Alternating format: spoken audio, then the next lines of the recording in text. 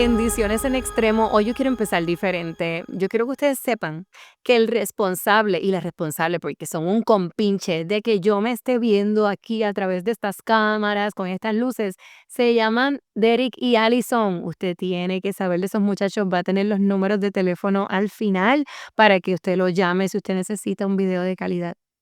Un video que de verdad lleve lo que usted quiera representar, usted tiene que llamar a esta gente. Hacen de todo para que las cosas que usted quiera hacer por el Señor, los proyectos que usted tenga en su vida, salgan. Así que no duden en llamar. Un beso a Derek, un beso a Allison. Los amo, los amo. Gracias por todo lo que han hecho por mí. Mire, si nosotros hiciéramos el backstage, la grabación backstage de todo lo que pasamos para hacer estas cosas, usted se ríe con nosotros porque no está fácil la vida en el trópico. Pero ya estamos en verano, ya estamos en junio, ya estamos aquí en un mes que el mes de mi cumpleaños, pero no vamos a hablar de eso. Vamos a hablar hoy de esta historia que el Señor trajo a mi vida, que yo la compartí ya con una iglesia muy amada, y quise compartirla con ustedes. Y se llama ¿Quién es el verdadero juez injusto? ¿Estás escuchando lo que te estoy diciendo? Juez injusto. Cuando hablamos de una figura como de juez, lo que estamos esperando es la palabra justicia. Pero en esta historia nos vamos a encontrar con algo un poquito diferente.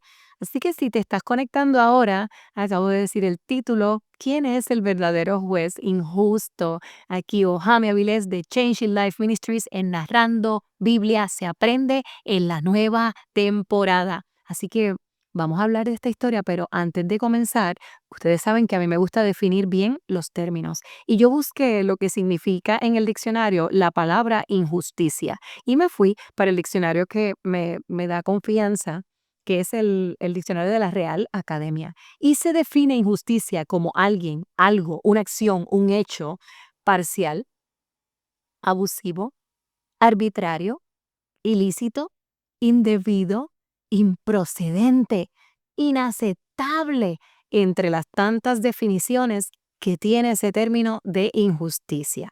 Con esto en mente, te quiero contar qué estaba sucediendo previo a nuestra historia. Y es que a este punto ya estamos, mira, en el Nuevo Testamento. Vamos a estar navegando, nos vamos a ir por las aguas dulces, sabrosas de Lucas. Sí, vamos a estar hablando en Lucas. ¿Y qué estaba sucediendo previo a nuestra historia? Bueno, pues que a este punto el ministerio de Jesús ya le había enseñado a sus discípulos y a todos sus seguidores, que eran muchos seguidores y seguidoras, cómo ser salvos de la muerte a causa del pecado. Les había educado con mucha insistencia acerca de cómo el reino de los cielos, se establecía en la tierra, cómo esas primicias, cómo esas cosas lindas, esas bendiciones, esa hermosura del reino de Dios se manifiesta también aquí en la tierra. Y como se estaba acercando ya la hora de finalizar el ministerio de Jesús, o sea, la muerte en la cruz, ya se estaba acercando. ¿Qué Jesús quiso aprovechar? Jesús dijo, ¿sabes qué? Tenemos que hablar sobre un tema bien importante y tenemos que hablar del perdón, tenemos que hablar de la fe firme, tenemos que hablar del agradecimiento y muy importante del juicio final, de la venida del reino de Dios al mundo. Y en nuestra historia, Jesús nos va a enseñar algo bien importante. Definitivamente que, no, que tenemos que reflexionar en esto.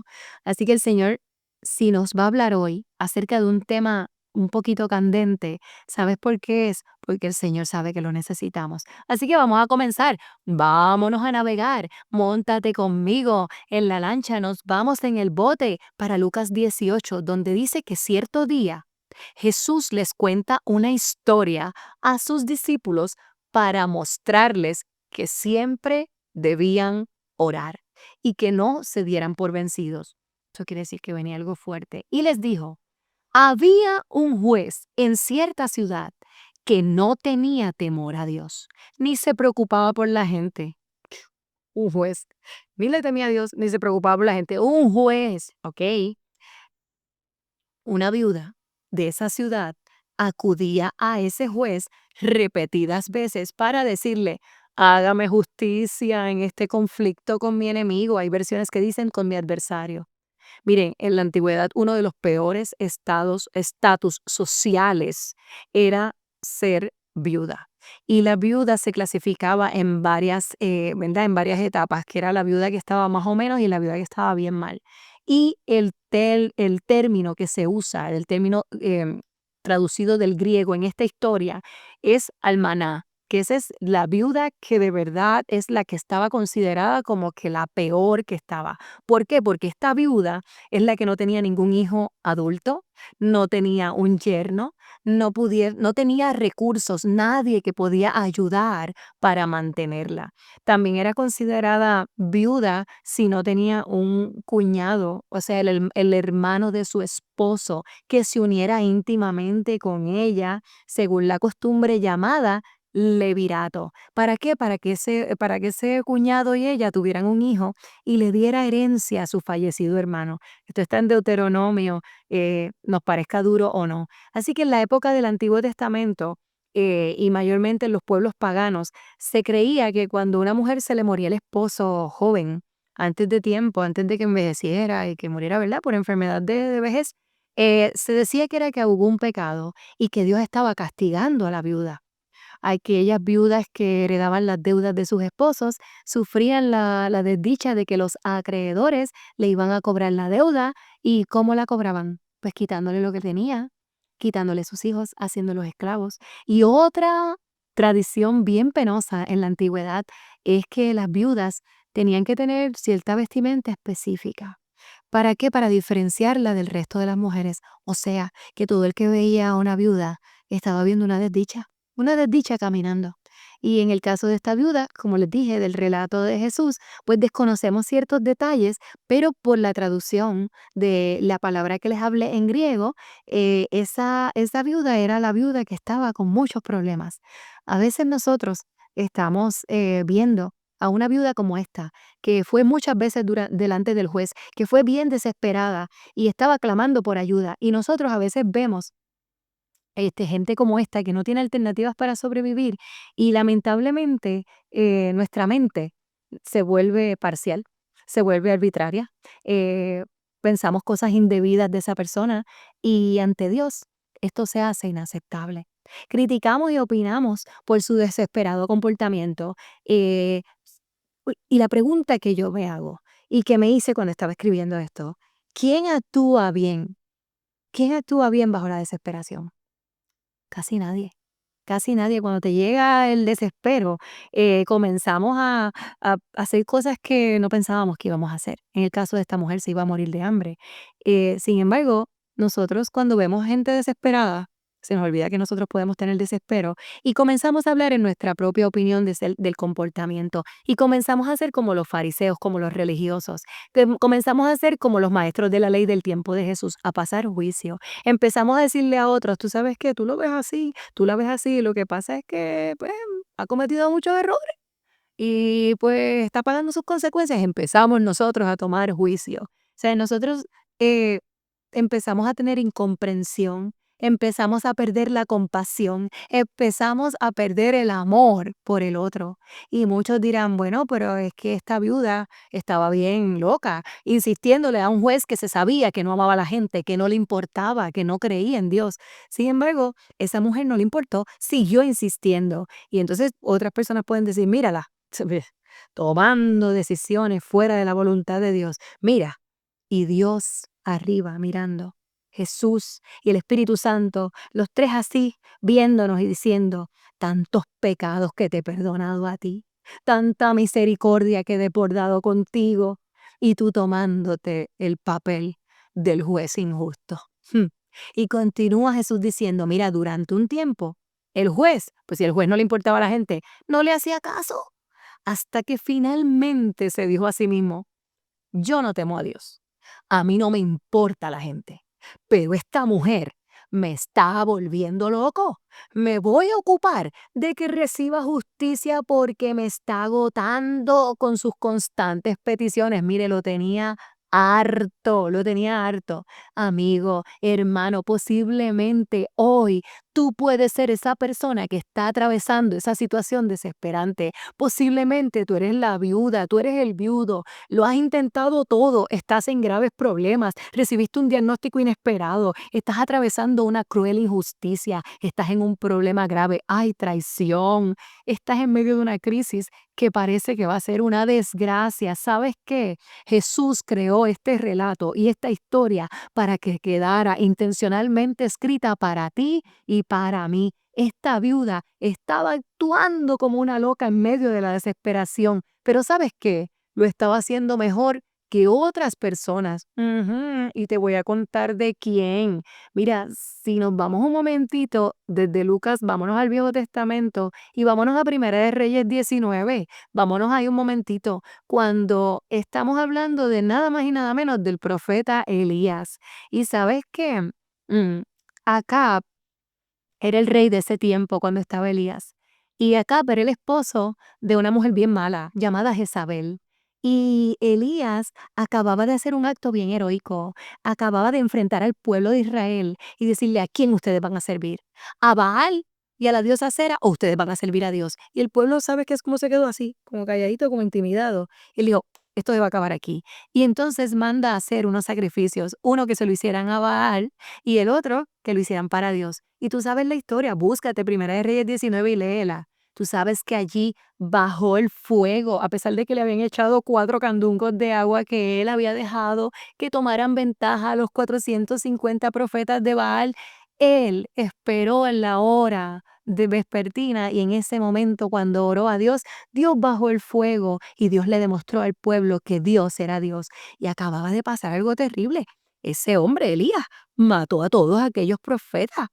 Los mató, sí, te estoy diciendo, ni Netflix, ni Disney Channel, ni nada de eso. Tienes que leer la Biblia. Pero entonces, después que este hombre había hecho todo eso, ¿qué pasa? El rey Acab va y le cuenta a la esposita, muchacha, tú tienes que ver cómo Elías mató a todos tus profetas. ¿Y qué dijo ella cuando se entera de eso? Jezabel le manda un mensaje a Elías y le dijo que los dioses me hieran, incluso que me maten, si mañana a esta hora yo no te he matado así como tú los mataste a ellos. ¿Y sabes lo que dice la palabra? El profeta de Dios, el que acababa de enfrentar a todo el mundo, tuvo miedo y huyó para salvar su vida. Desespero, desespero. Tuvo miedo y huyó. Ay, Dios mío. Y luego dejó a su ayudante y siguió solo hasta llegar a dónde? Al desierto, a donde llegamos muchos de nosotros cuando estamos desesperados como esa viuda, al desierto. Nos vamos y nos escondemos y pidió morirse y dice, basta ya, Señor. Quítame la vida. ¿Tú estás escuchando al profeta de Dios? ¿Tú te has escuchado decir, Señor, ya yo no quiero vivir? ¿Lo hemos dicho? Claro que sí, en desesperación. Dice, yo no soy mejor que mis antepasados. ¿Y qué pasó? ¿Qué pasó? ¿Cómo le responde Dios a Elías? ¿Cómo le respondió? Mira, Dios lo que hizo fue alimentarlo. Lo alimentó, le dijo, come y bebe, porque largo camino te resta. ¿Estás viendo cómo Dios contesta ante la desesperación de un hombre que se fue en descontrol total? Y entonces nosotros criticamos a la viuda, porque la viuda está yendo consistentemente donde el juez, hágame justicia contra el enemigo. Pero tú estás viendo cómo años atrás, miles de años atrás, el profeta había reaccionado ante la crisis y la amenaza de que una mujer lo iba a matar. Nos identificamos, nos hemos ido al desierto. Has estado allí, come, come porque largo camino resta para ti. ¿Y qué hizo Elías? Elías comió en ese momento, comió y bebió y tomó fuerza. ¿Y sabes cuánto tuvo que caminar Elías? 40 días y 40 noches. Después del desespero, cuando el Señor nos restaura, viene trabajo. No es que vienen las vacaciones, no es que viene el momento chévere. No, después del desespero de la viuda, todavía faltaba algo. Levántate y come. Dios compasivo, Dios compasivo. ¿Y sabes qué? Vamos a regresar ahora. Vámonos entonces. Vámonos con Jesús otra vez, que está haciendo la historia de la viuda. Y le dice a la gente, aprendan una lección de este juez malo. Tú estás escuchando que Jesús nos está diciendo que aprendamos una lección de un juez malo. Si hasta él dio un veredicto, una sentencia justa al final, ¿acaso no creen que Dios hará justicia a su pueblo escogido, que clama a Él día y noche? Amados, esto es un wow moment. Jesús acaba de decirnos que aprendamos una lección de un juez injusto, de un juez malo, de un juez pecador, quien al final de esa desesperación que tenía la viuda, le dio un juicio justo por cansancio. Un juez se supone que es una figura jurídica que haga las cosas con imparcialidad, que se someta a la Constitución, que haga las cosas bien. Sin embargo, este juez tenía poder, pero no seguía el ejemplo del juez de jueces. Tampoco le importaba a la gente. Y yo quiero darte un detalle. El juez no cambió, el juez siguió siendo un juez malo, no cambió a ser un buen juez. Sin embargo, por cansancio hizo un bien. Amados, ¿cuántas veces estamos delante de personas que tienen el poder de ayudarnos y no muestran interés ni compasión? Que nos dicen, es que ya yo te he ayudado tantas veces. No, no, no, no, no, es que tú has pecado mucho. ¿Cuántas veces te has sentido así? Y nosotros, ¿cuántas veces hemos tenido la oportunidad de amar, de hacer el bien, pero nuestra humanidad nos vence? ¿Qué nos está diciendo Jesús que hagamos? Vámonos a 2 Corintios con Pablo. Vámonos a 2 Corintios 5. Dice, así que hemos dejado de evaluar a otros desde el punto de vista humanos. En un tiempo pensábamos de Cristo solo desde el punto de vista humano.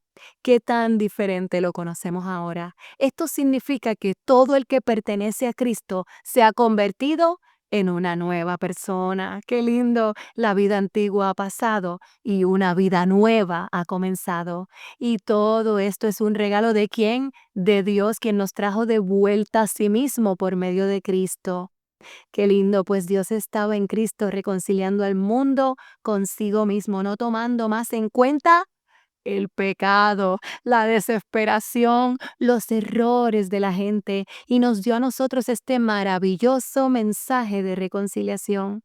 Así que somos embajadores de Cristo. Dios hace su llamado por medio de ¿quién? De nosotros. Hablamos en nombre de Cristo cuando les rogamos, vuelvan a Dios.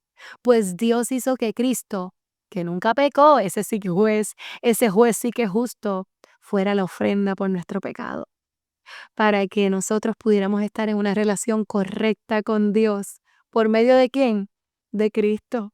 Amados, hoy Dios nos está enfatizando en que entremos en las aguas profundas que nos llevarán al cielo. Dios es a quien le corresponde hacer el juicio, porque Él sí es un juez justo. Nuestro Padre es bueno, nuestro Padre es lindo, nuestro Padre nos prometió en su palabra que Él haría buen juicio. Proverbios 15 nos dice, Jehová asolará la casa de los soberbios, pero afirmará la heredad de la viuda. Jesús va a gobernar con sabiduría. Es una promesa que tenemos. Hará justicia. ¿A quién?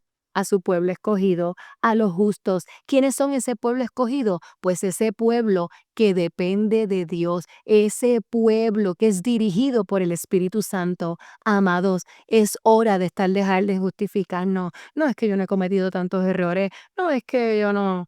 Amados, cero pecado, cero excusas. No podemos dejar de amar al ser humano que también se equivoca. ¿Quién está siendo el verdadero juez injusto? ¿Quién es el que no está dando buen veredicto? Ni por cansancio. ¿Cuáles son esos sacrificios que el Señor nos está enviando a hacer? Un pueblo de Dios es un pueblo que hace lindos sacrificios por amor. Y en Hebreos 13 te lo dice, no olviden ustedes de hacer el bien, de compartir con otros lo que tienen, porque estos son los sacrificios que agradan a Dios. Estamos viendo, no te está diciendo, escógelos tú, verifícate a ver si se ven bien o se ven mal, si lo están haciendo bien o lo están haciendo mal. Nosotros nos corresponde amar. ¿Qué es hacer el bien? Lucas 6. Lucas 6 Si solo aman a quienes los aman a ustedes, ¿qué mérito tienen? Hasta los pecadores aman a quienes los aman a ellos. Y si solo hacen el bien a los que son buenos con ustedes, ¿qué mérito tienen? Hasta los pecadores hacen eso. Y si prestan dinero solamente a los que pueden devolvértelo, ¿qué mérito tienen? Hasta los pecadores prestan a otros pecadores a cambio del reembolso completo. Ouch, moment. Amen a sus enemigos. Te estoy leyendo palabras, no te estoy inventando. Háganles bien, presten sin esperar a cambio. Entonces su recompensa del cielo será grande y se estarán comportando, escucha bien, verdaderamente como hijos del Altísimo, del juez justo. Él es bondadoso con los que son desagradecidos y perversos. Tú estás escuchando esto, lo dice la palabra. Deben ser compasivos así como su Padre es compasivo. Dios hará justicia con su pueblo escogido, amados. Dios hará justicia con el pueblo que clama, como dijo Jesús, de día y de noche. Esa viuda estaba desesperada, clamando por ayuda de día y de noche. Pareciera que estaba al garete pidiéndole a un juez injusto, pero había un juez por encima del juez injusto que permite que las cosas pasen. Dice Efesios 6, y con esto te cierro. Por lo tanto, pónganse todas las piezas de la armadura de Dios para poder resistir al enemigo en el tiempo del mal. Así después de la batalla, todavía seguirán de pie y firmes. Amados, oren en el Espíritu en todo momento, en toda ocasión. Mantengámonos alerta, seamos persistentes, lo dice la palabra, verso 18, Efesios 6. Y en toda ocasión manténganse alerta y sean persistentes en sus oraciones por todos los creyentes. No está diciendo por 2 o 3, por los que te parezcan que lo hacen bien o por los que se están portando cuerdos. Te está diciendo por todos los creyentes en todas partes. Amado hermano y amigo, aunque enfrentemos algo o alguien malo, a un juez injusto, a alguien que no tenga misericordia, para los que creen que Dios es justo y que confiamos en su palabra y le obedecemos y no nos damos por vencidos, obtendremos la victoria. Pero estamos claros quién es el juez injusto. No juzguemos más. No juzguemos más porque el Hijo del Hombre cuando regrese, como dijo Jesús al final de esta historia, el Hijo del Hombre cuando regrese, ¿a cuántas personas con fe encontrará en esta tierra? No olvidemos lo que dice su palabra. No olvidemos lo que dice su palabra, amados.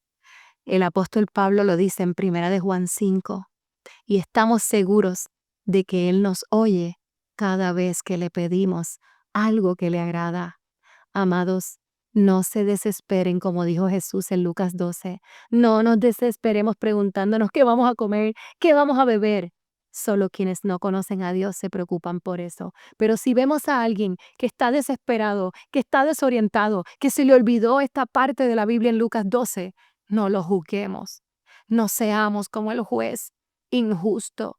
Es más, no nos portemos peor que el juez injusto. ¿Quién es el verdadero juez injusto? ¿El que comenta, el que opina o el que tiene misericordia y el que ayuda? Espero que en esta historia realmente te localices y estés fuera de la parte del juez injusto. Ojalá que estemos en la parte de la misericordia, de no el análisis, de no estar diciéndole a la gente que pecó y que mira las consecuencias. Dejémosle eso a Dios. Hagamos el bien como ese juez injusto que hizo un veredicto justo, aun siendo un hombre imperfecto y un hombre malo.